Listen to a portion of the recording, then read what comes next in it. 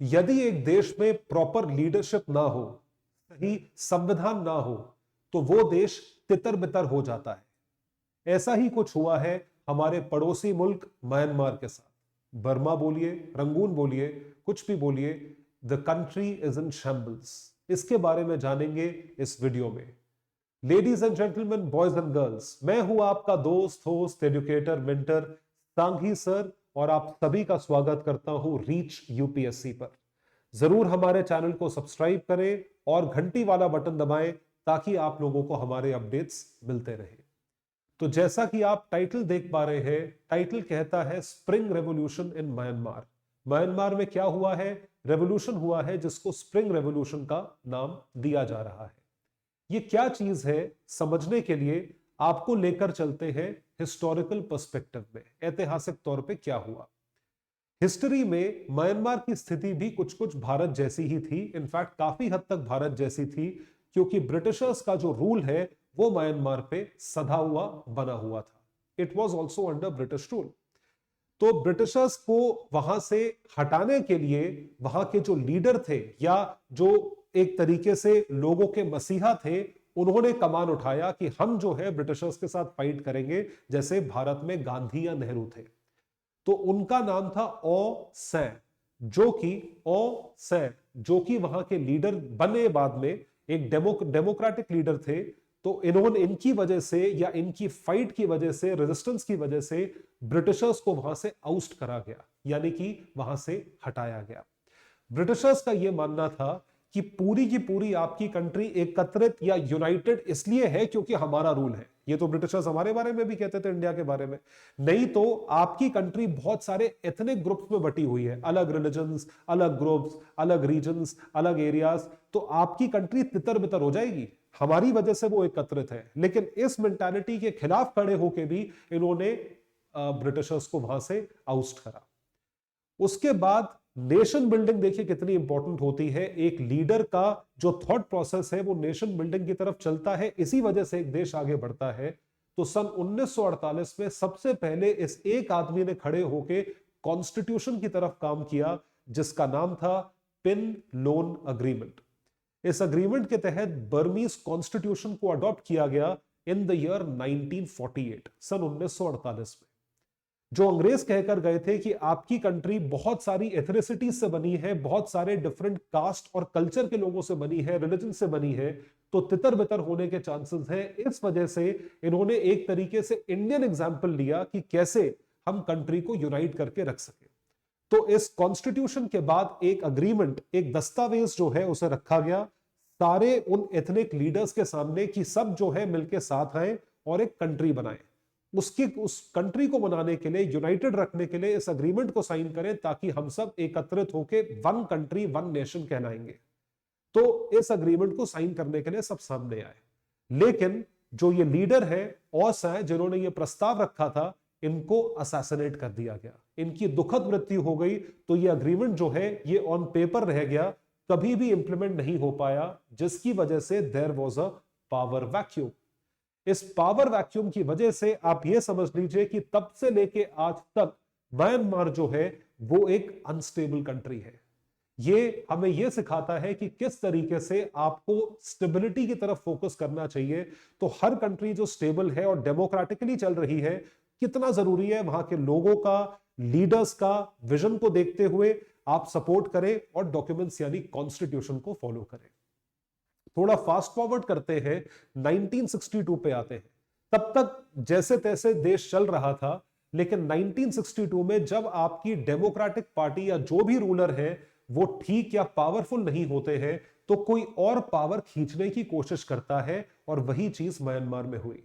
यहां नॉर्मली जो कू होता है वो मिलिट्री द्वारा होता है, म्यांमार में भी हुआ, लेकिन बाद में हुआ। उससे पहले सन 1962 में वहां का स्पेसिफिकली एक रिलीजियस कास्ट, जिसको बोलते हैं बमार कास्ट, उन्होंने कू करा और पावर को ग्रैब कर लिया। बमार जो है वो सिर्फ और सिर्फ ये सोचते थे कि जो भी सोशलिज्म दुनिया पे चल रहा है, हमारा सोशलिज्म उससे हटकर होगा, it will be different from it. हम सोशलिस्ट मेंटालिटी फॉलो करेंगे, लेकिन अपने हिसाब से। उनकी socialist mentality was extremely violent, बहुत वायलेंट थी। So the democracy suspended by a coup and 1962 से 1988 तक country ruled by socialist party guided by Burmese way to socialism, कि बर्मीज वे का जो सोशलिज्म है वो अलग होगा, वो हमारे अनुसार होगा। तो जिसकी वजह से Bamar at forefront of power undoing unification initiated by Pinlon, जो पिनलोन ने यूनिफिकेशन शुरू करा था उसको उन्होंने तोड़ना शुरू कर दिया और वायलेंटली तोड़ना शुरू करा, लोगों को डिस्प्लेस करा, मारना शुरू करा।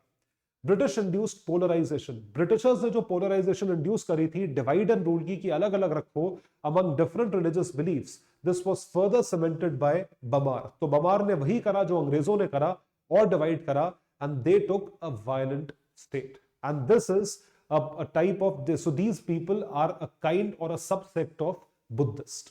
ये बमार कास्ट है। इसके बाद क्या हुआ? What happened?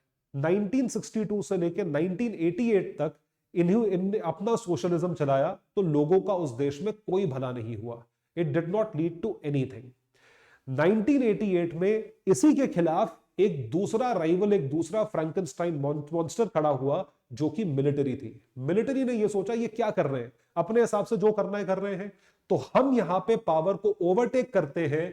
मिलिट्री कू करके, मिलिट्री जनता ने कू करी और 1988 में पावर को लिया।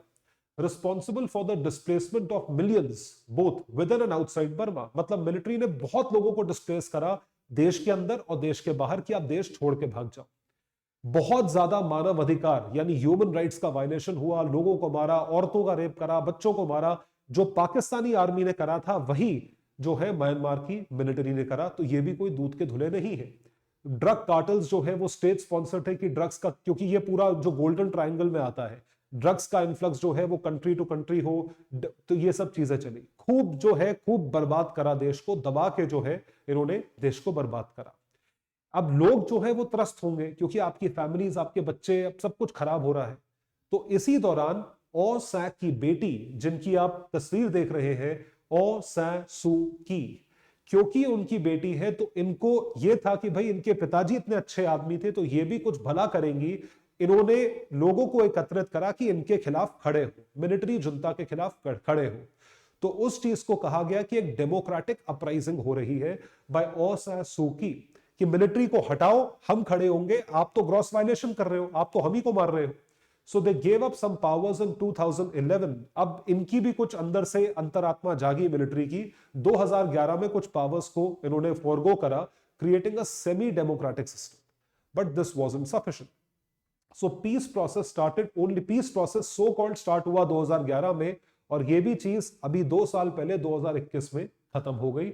It ended. मिलिट्री सिर्फ दिखाने के लिए और प्लस दुनिया के प्रेशर में आ गई कि आपकी कंट्री में इतना वायलेशन हो रहा है ह्यूमन राइट्स का और सारी चीजें हो रही हैं, तो आप, और डेमोक्रेटिक अपराइजिंग हो रही है, तो डेमोक्रेसी को क्यों इनस्टेट नहीं करते। तो इंटरनेशनल प्रेशर में मिलिट्री ने 2015 में इलेक्शंस करवाए, और आप यकीन मानिए उन 2015 के इलेक्शंस में ओ सै सू की got a resounding victory, massive victory दोनों हाउसेस में, और इतनी मैसिव विक्ट्री हुई कि इनके ऊपर कोई इंसान नहीं है। बट मिलिट्री को यह चीज चुभ गई, क्योंकि ये आएगी तो फिर ये प्रॉपर डेमोक्रेसी इंस्टेट करेगी। और म्यांमार को ऐसे में कौन सपोर्ट कर रहा होगा? जी हां, सही समझे आप, चाइना। चाइना नहीं चाहता कि डेमोक्रेसी आए। डेमोक्रेसी आएगी तो वो एंटी चाइना होगी, क्योंकि डेमोक्रेसी प्रो इंडिया होगी, डेमोक्रेसी प्रो डेमोक्रेटिक कंट्रीज होगी, वो चाइना को सपोर्ट नहीं कर सकती। सो 2015 में चुनाव हुए, और उसमें कई सारी फ्रॉडुलेंट इलेक्शंस हो रहे थे पास्ट में, NLD, national league for democracy को बॉयकॉट करते हुए, but that wasn't functioning. Army allowed proper elections under international pressure in 2005, और San Suu Kyi led NLD achieved a resounding victory. तो capturing both chambers with clear majority, but इनको जो है ये post hold करने की परमिशन नहीं दी। इनके लिए एक स्टेट काउंसलर करके अलग पोजीशन बनाई कि आप वहां बैठिए, लेकिन प्रेसिडेंट जो है वो कोई और बनेगा। ऐसा इनके साथ हुआ। और सै सू की वाज बार्ड फ्रॉम ऑफिस। 2020 में दोबारा चुनाव हुए और वो और बड़ी मेजॉरिटी से आई। उसके बाद इस चीज को आर्मी ने एक्सेप्ट नहीं करा, और जब एनएलडी पावर में आई या एनएलडी के प्रेसिडेंट को बिठाया गया, तो उसके बाद साफ चीज बोल दी गई आर्मी द्वारा कि हम जो है इसको एक्सेप्ट नहीं करते। तो ये जो जनरल है मिन ओंग हेंग, इन्होंने फिर से मिलिट्री कू करी और पूरा का पूरा रूल जो है अपने कब्जे में ले लिया। Civilian government was suspended and this person took power in his own hands. इस दौरान एक चीज और है जो शायद आप सबको पता हो, वो है रोहिंग्या क्राइसिस। तो ये जो जनरल थे जिनका नाम मैंने आपको बताया, मिन ओंग हेंग, ये एक ऐसे इंसान है, इन्होंने या इनकी वजह से इन्होंने जानबूझ के रोहिंग्यास के खिलाफ जो है अत्याचार करे। और सू की जब वहां की स्टेट काउंसलर थी और प्रेसिडेंट एनएलडी के बैठे हुए थे, इसलिए करी ताकि उनके ऊपर पूरा ब्लेम आए कि भाई देखो, आपके सरपरस्ती में, आपके राज में रोहिंग्या क्राइसिस हो रही है, रेफ्यूजीज बन बन के दूसरे देशों में जा रहे हैं, तो आपने क्या किया। उनकी इमेज को टार्निश करने के लिए यह चीज करी गई। So this was the history from 1948 to 2020-21 of Myanmar. देखिए कितनी पॉलिटिकली अनस्टेबल कंट्री है। तो अब सवाल यह उठता है कि अब क्या बदला, व्हाट हैपेंड राइट नाउ। अब म्यांमार में एक, क्योंकि जब ये मिलिट्री जनता आई उसके बाद एक नए किस्म का अपराइजिंग हुआ जिसको नाम दिया गया है स्प्रिंग रेवोल्यूशन। और ये जो है, आप ये मान के चले, ये बिल्कुल अलग टाइप का मूवमेंट है। ऐसा मूवमेंट दुनिया में पहले कभी नहीं देखा गया है। The spring revolution in Myanmar is a militancy movement to pull out militants from power. मतलब मिलिट्री को पावर से हटाने के लिए एक मिलिटेंट मूवमेंट है जो कि सिविलियन गवर्नमेंट ले रही है।